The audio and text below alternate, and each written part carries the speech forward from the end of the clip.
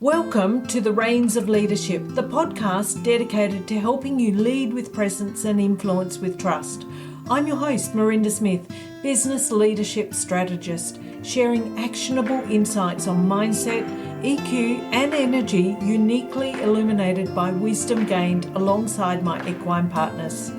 Hello and welcome to The Reins of Leadership. As you know, so much about leadership plays out though in those critical moments of communication. Those moments when we step forward, whether it's literally in front of the room, presenting to the team, or sharing a one-on-one idea with another.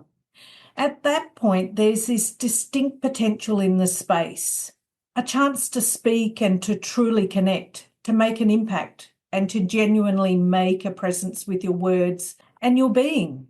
My guest today has dedicated her career to making sure those moments aren't missed. She has a background as a radio broadcaster. She knows what it means to capture attention and to communicate with clarity and presence. And she brings that same expertise to the work that she does now.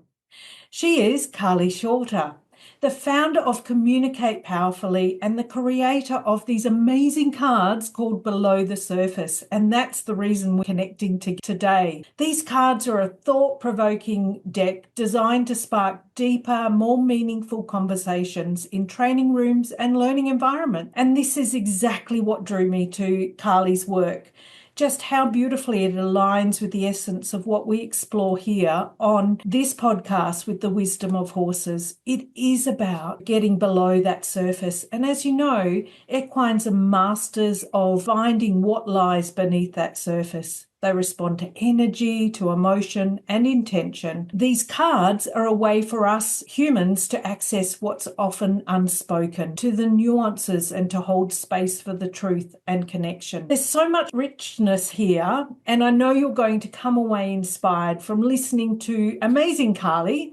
So please join me in giving a warm welcome to the Reins of Leadership, Carly Shorter. Thank you for being here, Carly. Thank you so much for having me on board and as part of the special work that you do, Miranda. I'm totally chuffed. Oh, thank you, Carly.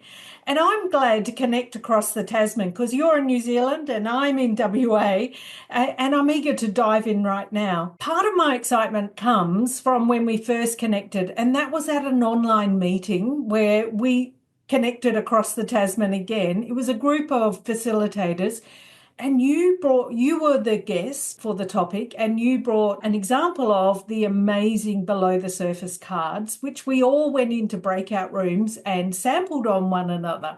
So I tried it and I heard others' responses, and I thought they were so amazing that I jumped right in and bought a box. And since then, I've trialed it on family and friends, and I just love them. So I've only just recently got them, so I haven't used them in the facilitation room. Yet I'm really interested to hear from you how these cards came about. And what a journey it has been. When I think back to the moment, the catalyst was when we go camping every year, and I have a whole lot of family spread throughout the country. And we come together and you're sitting down, and it doesn't matter if the weather is fine or wet, you sit down and you have some chats. And as a coach and a trainer, a facilitator myself, I'm really mindful of not trying to bring my work into my family environment. Yet I was sitting across from several of my cousins and just could not help myself by asking questions about what they really felt about things, not just, what have you guys been up to? How's work? How are the kids? I was, I guess, confronted by the fact that I just did not really know or understand what made my family members tick. And so I went off into the tent and I ripped up a whole lot of pieces of paper, and I thought, right, what could I ask that's not, like too coachy, too nosy, like really confronting, but challenging. And they were questions like, what makes you really happy? Or what is the ideal day for you? Or what do you do on a sick day? Or, when you're not at work? Or what are you most excited about in your life right now? And so I threw all these ripped up pieces of paper and I said to my family, right, I've got this new game. I've got this idea for a game. Want to play? And everyone really didn't have much choice. And there's about 20 of us sitting around in camp chairs around all the chips and the dip in the middle of the camping desk. I said, right, so the idea is you take a question out of the bowl and you read it out and you answer this question, and however you would like to answer it. And so, wow, that really did start my family going, I have no idea. I have never been asked that question. And then, lo and behold, a few of us could have got into the vibe of it. I said, you can't get it right or wrong. It's just whatever you feel comfortable to share. And we just went for hours, Mirinda, hours and hours. And it wasn't until later, and I just felt that, oh, wow, I felt that was really valuable. There were things that I didn't know about my cousin Jamie that I've never known about him. And then I was like, oh, is that what makes you tick? Is that? And his wife. And then I felt at the end of that, I felt like, oh, that was really powerful, really quite moving. And I felt this deep sense of connection. I thought I knew there was more to that. And it wasn't until like weeks later after this camping trip that I would have different family members text me and say, hey, that was really cool, that game. Wow. There's something in there. And that's when I created, more ripped up pieces of paper and then started prototyping it with groups of friends. I asked a few HR departments that I'd been working with and doing some work with, hey, can I just bring this idea, this concept? I think it's called Below the Surface. And people were really excited about it. And I got lots of feedback. I figured out what didn't work, which is where the idea of having levels of questions and taking away any preconceived idea of judgment that you have to answer or you don't, or that people can control it. And it took probably about 18 months to really flesh it out, throw it out there. And then I was convinced there's something in this. There is indeed. And, as you were talking about the family gathering, it reminds me, my father passed probably 10 years ago. And there are so many things that I don't know about him. You live with someone for a long time and you think you know them well. And then when you go to describe him, to someone else, you're like, oh, really? Is that, I don't know that much about him. And so these cards would have been amazing. Yeah. So tell me about, so you prototyped them and then did they just appear? Was it easy? Oh, great question. I realized that I couldn't do this. And to be really honest, I mean, I only deal in honesty anyway, but I was at a point in my business where I was a bit burnt out. It was COVID the pandemic had just been at its peak. And so it was maybe mid-2021 that I went, I think I want to not do something else because communication's still my jam, but I wanted something that was a bit playful. And then I thought, right, well, I know I'm not going to be able to do this all myself. Hello, big brother. So I rang my brother, who is an incredibly talented graphic designer, and he works in customer experience and lots of AI, lots of website stuff. And I said, Marcus, I've got this idea and I don't know what it is yet, but I'm thinking this. And as my big brother, he's pretty brutal in terms of his honesty. And we do really different things for our work. I mean, I'm a trainer in communication, effective communication, and a coach, and he works with different types of experiences. And he said, well, why don't we do this as a project together? And so he lives in Wellington, and I live 7 hours away in the Bay of Plenty. And so it was just so cool to, first of all, feel a little bit validated that my big bro thought there was something in this. Mm-hmm. And so grateful that he was going to prioritize some of his time into working together. And it started from there. So we would be online because we're working in different towns, and we started working on a lot of Miro boards and a lot of discussions, and we were talking about what does it need to be. And he was really challenging me on how do we do this thing that adds heaps of value, but cost-wise, and Mirinda, I know more about the quality of paper now than anyone probably should ever do. And then there was concepts about, do we make it an app straight away? But I just like this physical gamification type of thing. I wanted to be able to hold something. And I didn't figure there was a book in me. I don't have a book in me, I don't think, but I have got a game. So that's kind of where we started. We fleshed it out from there. I love it. And I love the idea of that physical, because as a facilitator myself, I love that physical as well. We use different apps in facilitation, especially if you're online, yet it doesn't feel the same. And maybe that's my age coming out, don't know.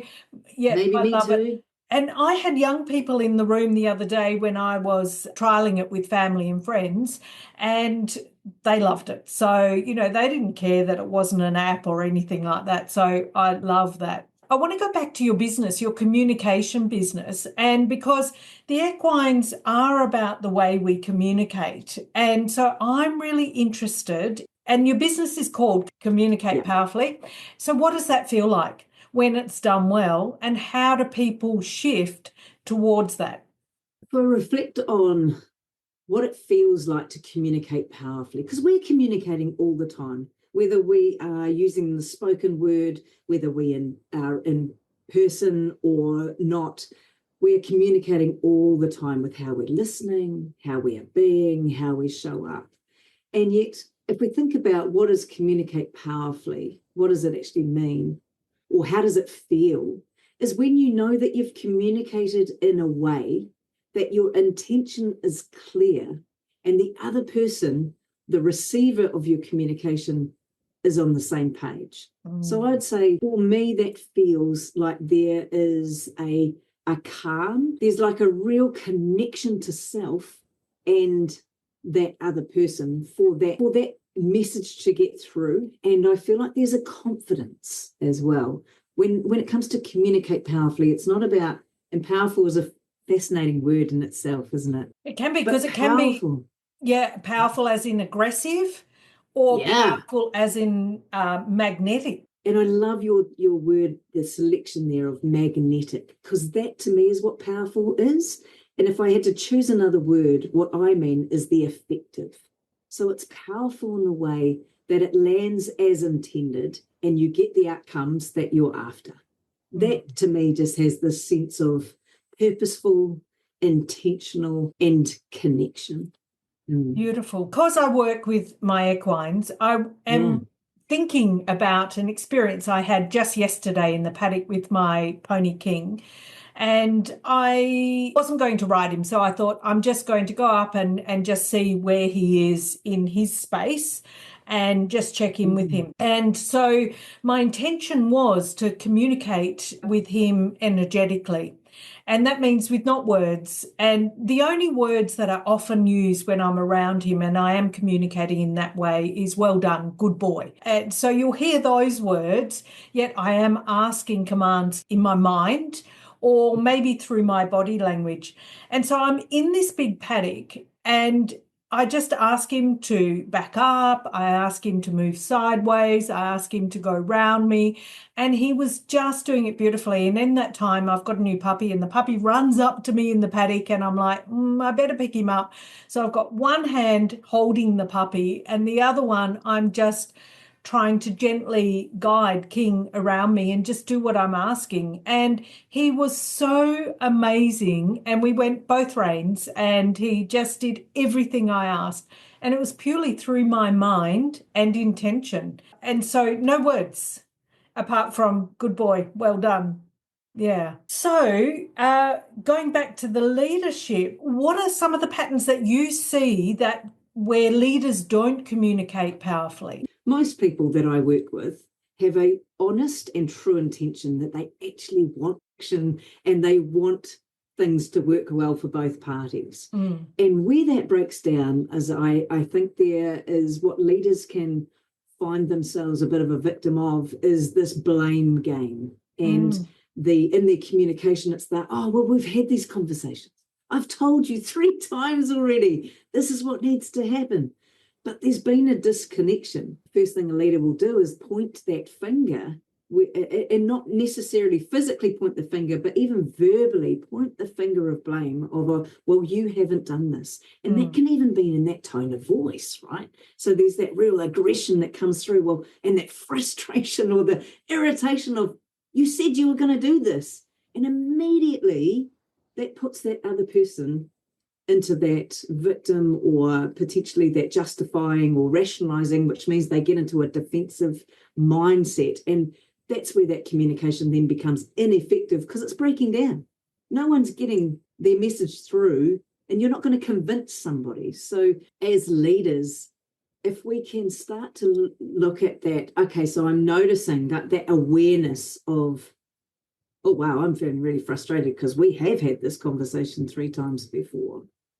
But the superpower, I believe, around communicating powerfully and how to communicate powerfully is that curiosity mindset. And if a leader can get curious around, what have I done or not done for my communication to not have landed as intended? Because there's been some breakdown, but rather than blame the other person, getting curious around it was my understanding that we've had this conversation. So what are your thoughts as to where this might have broken down? Is that something that you were aware of, or what were you thinking I was asking you? So that clarity and that clarity seeking rather than the judgment of, well, you've got it wrong. Yeah.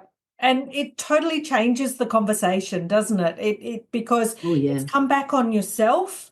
And I know myself, I do it all the time. Oh, okay. Right. I have asked you to do this. And so now I'm curious, what did you hear me say? Because obviously I haven't said it correctly, or, that's just the words I used yesterday, I think. So beautiful. And I'm curious, do you use the cards in your coaching conversations in that space?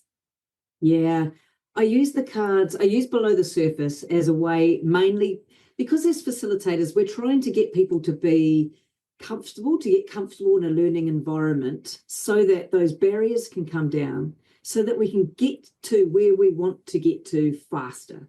And so for me, I use below the surface mainly as a way to, I don't love the term breaking ice, but it really is smashing down those barriers so people feel comfortable and are feeling like they can challenge their brain to be in an open space. And so that's what I love about the nature of random questions, is that it has people think in a different way and they turn up in response in that lens of maybe curiosity or I'm just so open to be receiving this learning in a different way, or they just feel a bit more comfortable to be their genuine, authentic selves. And that's where the gold happens in communication, isn't it? Have you been surprised by what some people have revealed? Are you open to sharing some examples? Oh, where do I start? There's so many. I had a lady say to me afterwards, I think one of the questions, and I can't remember if it's in a level 1, a level 2, or a level 3 question, but the question was, if you could say something to the person or people who raised you, what would it be? A lady actually had said to me, she said, I've never thought about that. And my first thought is to say thank you. My second thought is to say, I forgive you. Yeah, nice. And I went, oh, wow. Do you feel comfortable to say more? And we ended up having this fascinating conversation about her dad was just a very highly driven individual. She was very creative, very empathetic. And so they had so many contrasts and conflicts around what they both thought was valuable and important. And so it was a beautiful moment it was nothing to do with me. It was all about her connection with her dad. And it was just that question that was the catalyst for her. She said, I never realised I would have said that to my dad. Yeah. And he's passed now. And so, thanks for making me realise that I actually do forgive him.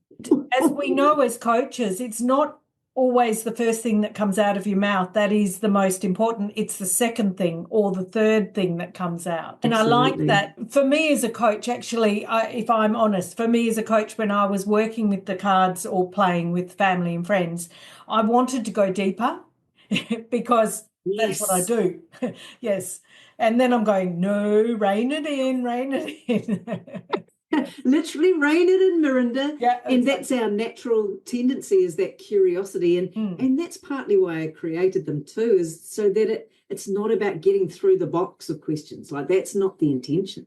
You could ask 3 questions and it might take 2 hours of yeah. conversation, because the beauty, I do get asked, so how do you win?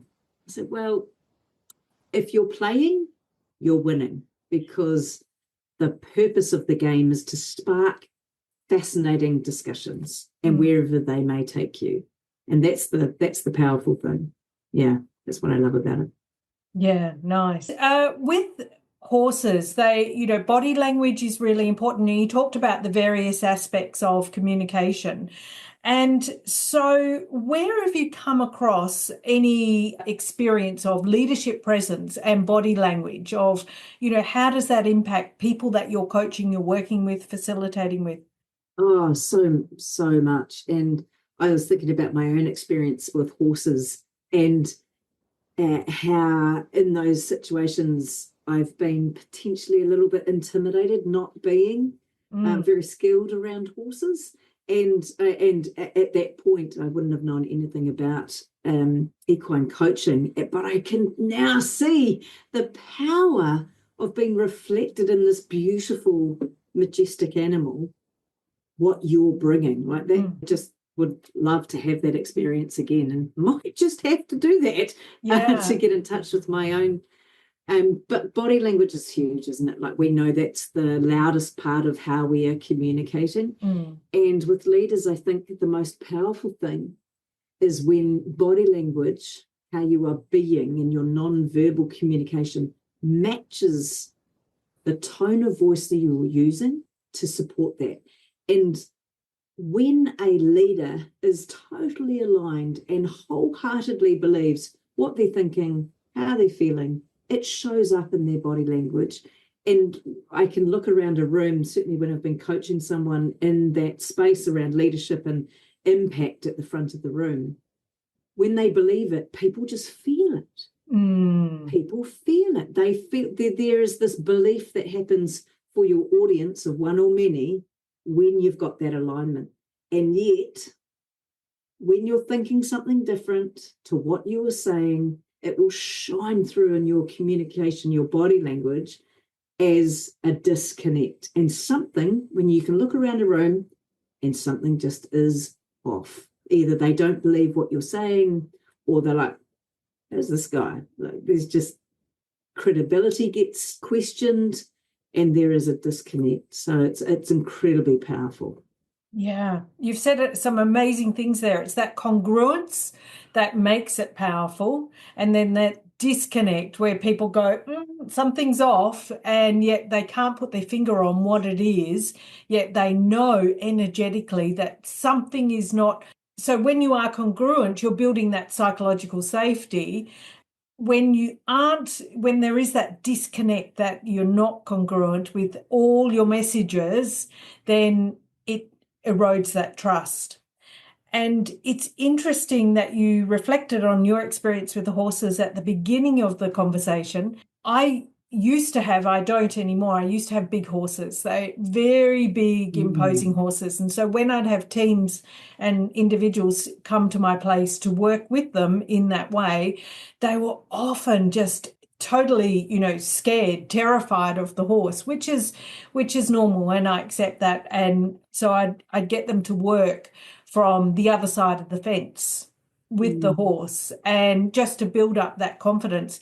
Yet if it was a team and there'd be someone that would always go, I want to go in, I want to go in, and then everyone would follow. So there was never anyone that was left on the other side of the fence. Oh, I love that. And it reminds me too, and links to the body language, is that our first instincts when we are meeting somebody for the first time, before they even open their mouths, they are communicating a message, and our instinct is to decide, are they friend or foe?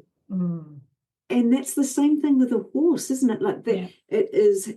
They're trying to suss out: is there a threat here? Are we friend or foe?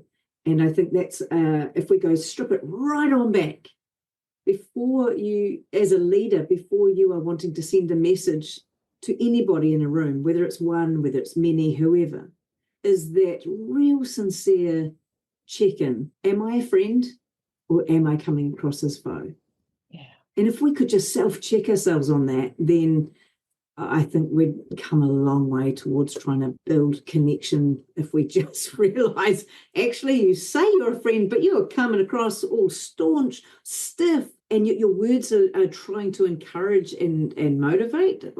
There's a disconnect, that feels like. Yet so often it is unconscious, and we believe that we are coming across in a way that is being heard the way we intend, and yet it's not. And it's having that awareness and also having that feedback from others.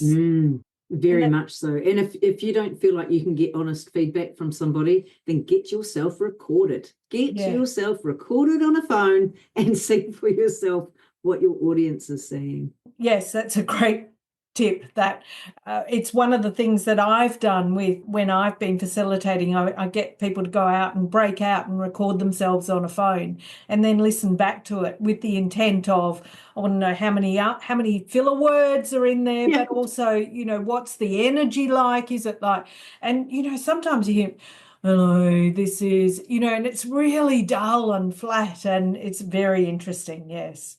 And especially when that's not their intention. Yeah. They thought they were coming across as maybe a little bit jovial or totally authentic. And yet nothing is honest as a video camera. Yes, exactly. And do you use video cameras in your facilitation? Yes, absolutely. Because of that, like, we're only aware of so much. So how can we change what we're not aware of? And we can be consciously aware that our intentions are honourable and we're wanting to connect authentically, which is why I record people and then put it through a specific lens of, I use an acronym, especially when you're talking about body language and the power of voice through connection, which is just one of the modules that I work around. And I use an acronym of SPEAK. And SPEAK is about using a steady pace, project so people can actually hear you.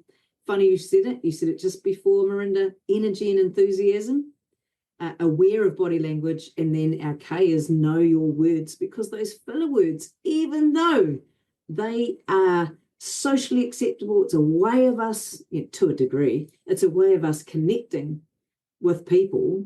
When you're using too many ums, ahs, like, and then we like this, we like that, and we like that. That's a common thing now, isn't it? Yeah, unfortunately, that disconnects your audience because your credibility gets thrown into question. Have they prepared? Do they know what they're thinking or talking about? And those fillers are a very powerful detractor. Beautiful. What's one lesson you've learned recently, maybe from a client or even a conversation, that made you pause and reflect? I caught up with a girlfriend of mine who does work with equines and does a lot of coaching in that space. How perfect timing. I know. And Kate was sitting down and she shared with me over this coffee, she said, I've recently learned, and she was listening to a world-renowned trainer, and I can't remember for the life of me who that was, but she said, interesting how when we're working with horses, how we have pushed ourselves into getting them comfortable. We notice that if their ears are twitching or they are, they're telling you no in some sense, that we just kind of wait until they're saying yes. And obviously this was a longer conversation, but what was fascinating in that moment and why it made me pause to reflect is how when we have got an agenda or there's something really important to us, how forceful we can be sometimes, and unintentionally so, but we think what we've got to say is really important. And it made me realise, I thought, oh, wow, I wonder if we are noticing those subtle cues in others. And I think I can do a better job of recognising the twitches in others in their communication and just holding off, even though I feel like it's important to me. Maybe it's not actually that important until that person is ready. So it was a beautiful reflection of watching and waiting for those cues for someone to be ready for your message.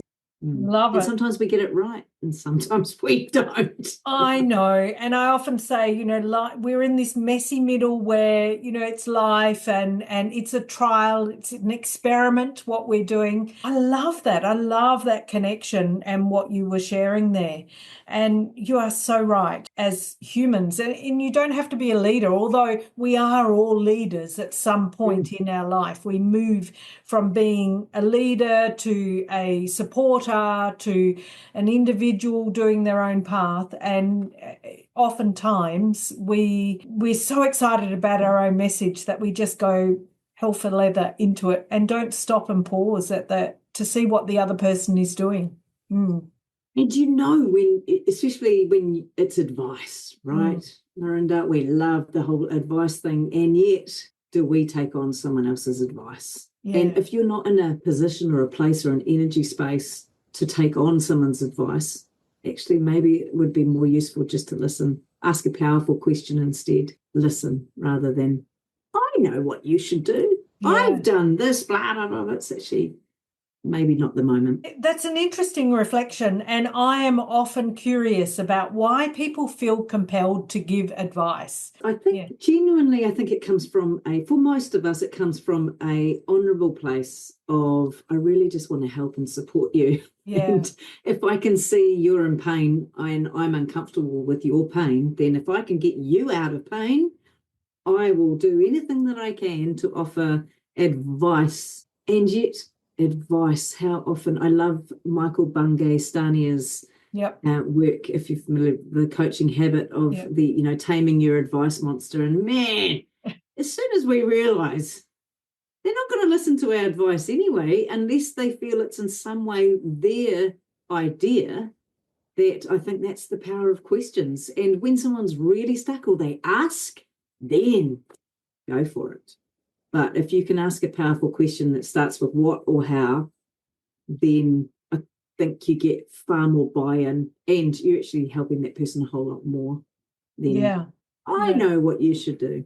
Absolutely. So be the coach, be curious. Be curious. Isn't that a superpower? I think so. I agree. I reflect on the horses. It is curiosity. I wonder how he's going to respond or she's going to respond to this. And if they respond in a energetic way, go, oh, okay, what's going on for me? What have I just done? What have I projected? So, yeah. What a reflection. I know, they're very powerful. Yet it takes a lot to be that self-aware and it's taken me many years to get to where I am now, and I'm still learning, and constantly I'm learning, and I'll run something past someone, and it's through that discussion that I go, oh, is that what was going on? Because at the time I sometimes don't know, I'm not aware, which is that human trait, isn't it? We go through life unconsciously. Absolutely. And I remember I'm not speaking from a place of mastery, but I like the progress I'm making. Yes. And I love that idea that, this is my work to do in the world, and this is what I feel so passionate about, because if we have conversations that matter, imagine what problems we can solve as a result of that, and how much more connected we can feel to others. And I feel like there's loneliness is at an epidemic scale across the globe, I feel. And so if we could just extend a little bit more, you are not actually alone. What more we could achieve together as a result. Yeah, and actually that was the response to one of the questions on the weekend, and I was like, oh, I so want to help there. And I can't remember what the question was yet. It was like, what are you most fearful of or something? Oh, yes. And it was loneliness, and I went, oh my God, I know. Yeah, which is our desire as coaches then to say, so tell me, what does loneliness look like to you, or how does it feel, or what part is loneliness playing in your life right now? I couldn't with the person. Not with the family. I couldn't. Yeah. I so wanted to. And that's that. Well done, you. Know your audience, right? It's just a question. If you choose to check in later at another date, then, maybe. But that's the sanctuary of that moment too, isn't it? And this leads to what question from the card deck that is always something that hits people right in the heart? Do you have one that comes to mind? I just notice it creates a little bit of a moment of thought, a moment of space is what's something you learned the hard way? And I think it's a level 2 question. Right. And I love how diverse the answers can be. So what is one thing you've learned the hard way? Yeah. What are some of the answers you hear? That my parents were right. Oh, yes. That was one. What was one thing she learnt the hard way? Another was not to go into business with friends. Yeah. I know that's been a response that people have had, that I need to trust my instincts. And of course, as soon as someone says that, you're like, oh, what happened there? Yeah. That love is not straightforward. Beautiful, isn't it? I love them. And I just want to share with the listeners, you've talked about the levels. So tell me about those levels, 1, 2, and 3. Yeah, when I was prototyping below the surface, and it was one particular friend from my football team, women's football team, and I could see she's incredibly introverted. That's just who she is. But she was still really keen to play, but I could see her level of anxiety would heighten every time the bowl, at that point it wasn't the box and it was just prototyping, was coming round. And I asked her about it afterwards and I said, Kerry, tell me about what does that feel like for you? And she said, I just didn't know what was coming. Yeah. I said, so what would make it better? What would, because I don't want you to feel being anxious about the questions is not the point. No. So how might I do that differently? And she said, if I could choose, and boom, it was just that, if I could choose. And I went, so she's choosing a question, but there needed to be more agency around, okay, people need to feel comfortable. So what if I made them levels? And she said, heaps better. Heaps better. So level 1 would be things that you might have been asked before, but not so deep and probing. So things like your job or experiences that were, not so soul searching. And level 2, a little bit quirky, a little bit out of left field, potentially probing a little bit deeper, but level 3 would go into beliefs and emotions and relationships. Nice. And so that for her changed the experience of playing the game. It seemed we were always ending in tears. And I was thinking, tears could be good, but I don't want people to be fearful of playing the game. Yeah, exactly. Yeah. Agency. Now, as we wrap up, thank you so much, Carly. If you were a horse in the herd, what role would you naturally play? The lead mare, the sentinel, the curious one? Such a good question, isn't it? And I'm probably the jester. Ah, nice. I'm probably that horse that wants to be taken seriously but is not very serious, because actually at the end of the day play is more important than anything else. I'm probably that jester that has deep encouragement as their foundation. Is there a horse that's a cheerleader? We have a donkey in our herd, Paddy, and Paddy was given to us probably about 8 years ago. And he's an old soul, and he's actually, aged in years as well. When he first came to us, he was always that play thing. He wanted to play with all the young horses. You'd put him in with the young ones, and he would just play for hours with them. And yet he is that deep old soul, that wise donkey who knows, and he'll take himself off as well and just be by himself, but he loves that play. So yeah, he is that person that you described, that very beautiful, calming old soul, yet someone who just wants to play and have fun. Yeah. And everyone loves it. I want to be Paddy then. I'll be Paddy. So, Carly, I'm going to put in the show notes all the links so everyone can find you. And how would you like people to connect with you if they wanted to reach out to you? I love that, and thank you. What a fantastic opportunity. I'm really so grateful to have had this opportunity to connect with you, Mirinda, and what you do is such special work. So I think LinkedIn's a great place to be able to have some easy connection. Otherwise, the website is super easy. People can get in touch with me there. But I'm the old have a chat, aren't I? I really want to help people. So I'm the ultimate have a chat. So reach out, and if there's anything that I can help you with, then that's my work to do in the world. Awesome. Thank you so much, Carly. Thank you so much, Mirinda. Really appreciate it. Thanks for joining me on the Reins of Leadership. Remember to lead with presence and influence with trust. Subscribe for more insights and find resources at mirindasmith.podia.com.